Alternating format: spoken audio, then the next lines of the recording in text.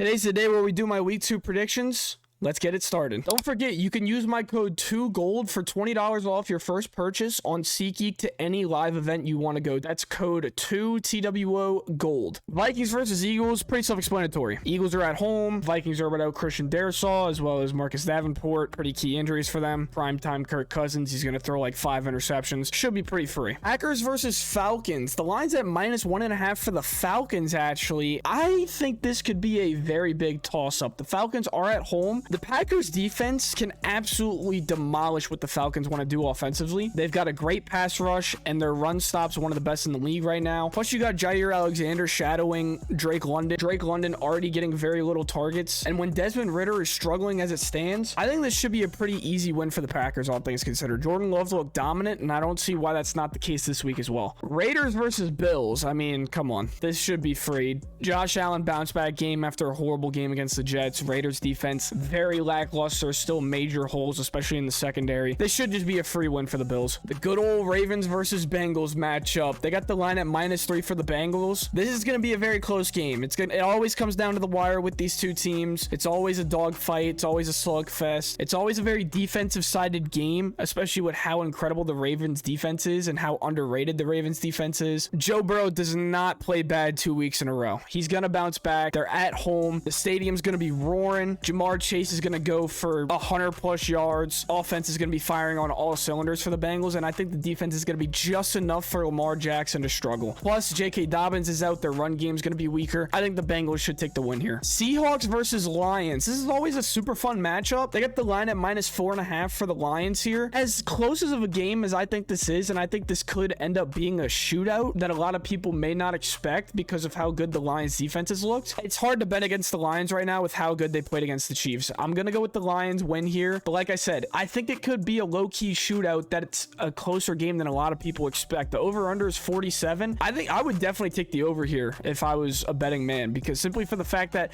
Seahawks secondary looked awful last week against the Rams, who didn't have Cooper Kupp.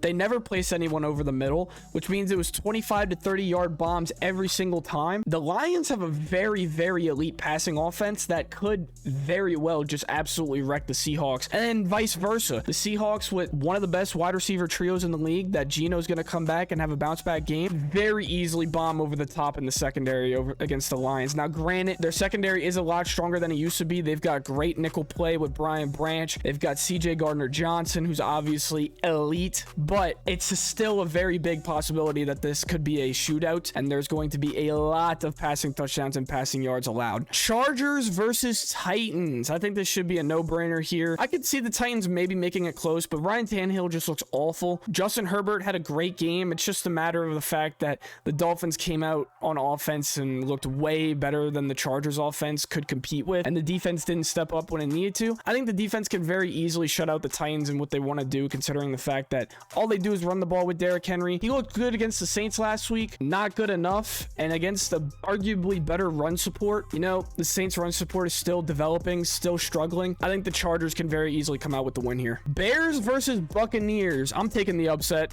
They got the line at -2.5 for Tampa Bay. I'm taking the upset. Listen, the Bucs are at home. Tampa Bay's offense was kind of slow, and I think the Bears are way more explosive than Tampa Bay is. Now, granted, Tampa Bay's defense can definitely shut out what the Bears want to do. I don't know if that's going to be the case because I don't know if they're going to be able to get to Justin Fields. I think the offensive line will give Justin Fields barely enough time to be able to get it to DJ Moore. DJ Moore will have a step-back game. I think the Bears can come out with the win here. Now, it all comes down to how well is the Bears defense going to do against the Bucs offense. But like I said, I think the Bucs offense played a little slow last week comparatively to how well they shut out the Vikings, only putting up 20 points. I think it's very possible that the Bears can squeak out some kind of a win by someone stepping up on the defense, whether that's Tremaine Edmonds or who knows, someone may step up. Chiefs versus the Jags. Look, man, I'm absolutely having the Chiefs go 0-2 to start off the season. I know I called them to win last week against the Lions, but I don't think most people expected the Chiefs to lose against the Lions, but the way these wide receivers are playing right now and the momentum that the Jaguars have with how elite the offense looks for the Jaguars,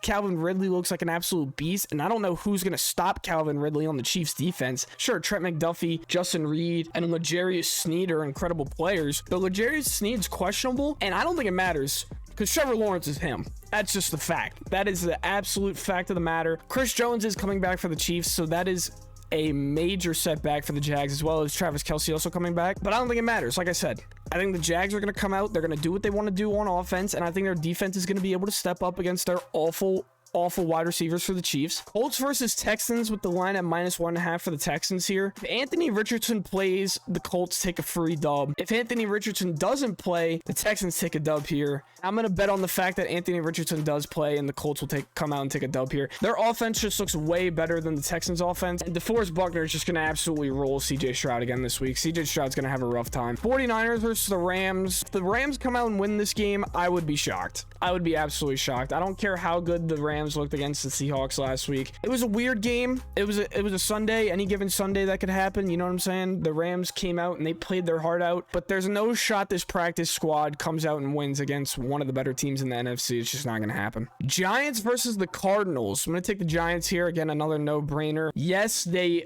did not score a single point against the Cowboys last week. Yes, the Giants looked absolutely awful. Yes, their offensive line is offensive. What do the Cardinals have that's going to stop what the Giants want to do? They have no pass rush, so even if the Giants' offensive line is offensive, it doesn't matter, because who's gonna get to the court? Who's gonna get to Daniel Jones? You can't name a single person on the Cardinals defense that could get to Daniel Jones. Who's gonna stop the run against Saquon Barkley? Can't name a single person. And then offensively, is Joshua Dobbs really gonna ball out against Deonte Banks and Xavier McKinney and Azeez Ojulari and Kayvon Thibodeau? No, that's just not happening. Jets versus Cowboys with the line at -9 for the Cowboys. I'm going to take the Cowboys here, but look, I really think the Jets could come out and shock the world here if Zach Wilson plays subpar. If he plays a subpar game where he's not throwing interceptions and he has above a 55% completion rate, the Jets could definitely come out and make this a close game. I could very easily see it happening. That being said, the offensive line issues are still intact, and Micah Parsons is going to tear them a new one, which means Zach Wilson will most likely throw interceptions, which is why I'm taking the Cowboys. Commanders versus the Broncos. The line is -3.5 for the Broncos. Going the Commanders here, man. How could I not go the Commanders here? Their defense looked great. Now, granted, it was against the Arizona Cardinals, who don't have an offense. Cardinals' run game was still very prevalent against this Commanders D line, which is not what you wanted to see or what you expected at all from this Commanders defense. But I don't know if the Broncos are going to be able to stop the pass game with Terry McLaurin and Jahan Dotson and Curtis Samuel and Diami Brown. If they can get to Sam Howell, it's a different story. I don't like the Broncos offense still. I really don't. They only put up 16 points last week against a horrible defense, and now you have to play against the Commanders defense where you have Chase Young, Jonathan Allen, and Daron Payne and Montez Sweat coming at you live. I don't like the Broncos odds here. I really don't. Sunday night game, Dolphins versus Patriots. There is a real possibility that the Patriots shut out the Dolphins completely, but the Dolphins last season, they swept the Patriots.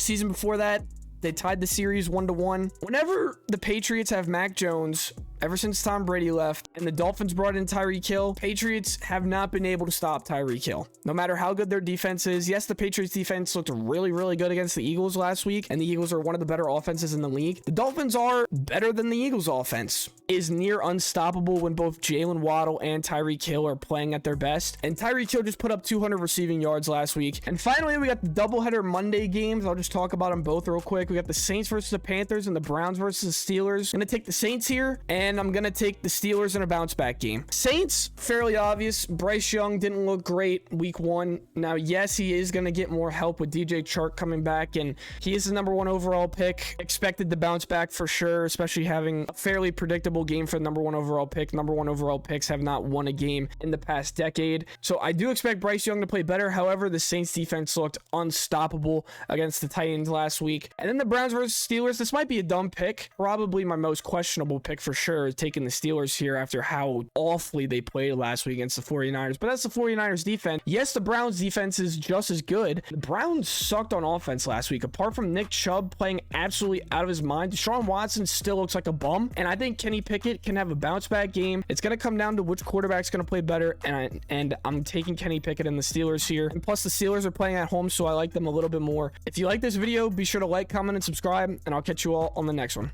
Peace.